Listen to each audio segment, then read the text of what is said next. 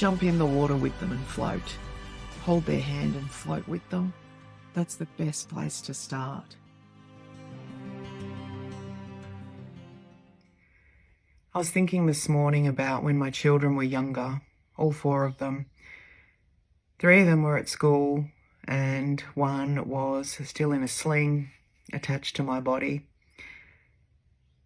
All 4 of my children are autistic, PDA, ADHD, there's Tourette's, we have one of us is non-speaking, apraxic, dyspraxic.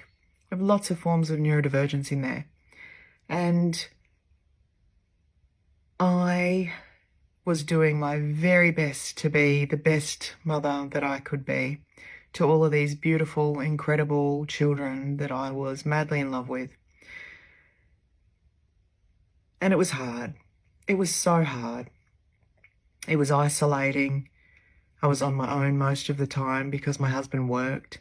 And the way that systems keep us separate is that when I would call him for help in desperation, either crying, sobbing into the phone, or raging into the phone about another situation I didn't know how to intuitively work through, he would become angry with me for needing him to leave his job because of his panic that he would lose his job and therefore we wouldn't be able to pay for our home or basically survive.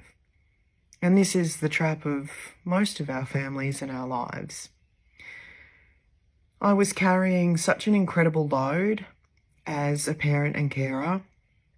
I did not have any family around me, and I came from really troubling beginnings in my family of origin. So there I was, winging it, completely winging it. I didn't feel like I fit into the community of parents raising autistic children because I didn't want to be suspended in doom and gloom narratives. And I didn't yet know that I was autistic. I felt that there was something deeply inherently wrong with me, that I was a broken version of a neurotypical. And one day I overheard my husband sharing his concerns with his parents that I wasn't coping with raising our children. And I'll never forget what that felt like. I'll never forget how it landed and how angry I felt, righteously as well. And I look back at how I brutalized myself as a mother as well. Every single time my children struggled with something, I blamed myself. And that's because I was navigating a society that blames parents and carers when their children are challenged or struggling in any way, shape or form. But this is the problem. When we take neurodivergent children and we see them through the lens of neuronormativity, we only see disorder. We only see challenges. We only see parents who feel they're failing as opposed to parents who are being failed. I look back when I think about the woman that I was and the terrible time I was giving myself, cooking all these things from scratch, gluten-free, dairy-free, following all the latest research and just venturing into territory that was excruciating and so misguided, just so misguided. And I think about her. I think about how she never slept and she stayed awake late every night researching and trying to connect with others and never feeling connected and just constantly feeling like she was failing everybody.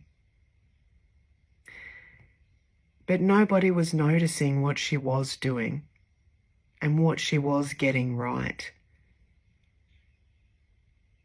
But I notice now, and I wish that every parent and carer would notice now. I lay all the flowers at the feet of the woman and the mother that I was then when my children were exceptionally young and really struggling in life.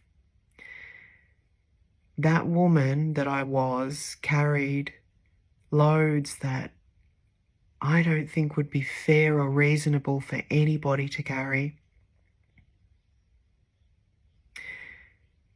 What a phenomenal woman I was. What a phenomenal mother I was. What a phenomenal woman I am.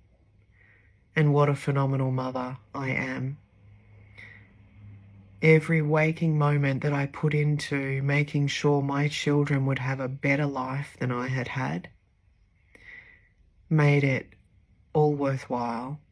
Every ounce of love I poured into my children, reminding them of who they were and what made them incredible and unique, celebrating their neurodivergence as identity and culture and never, ever disorder, made it all worthwhile.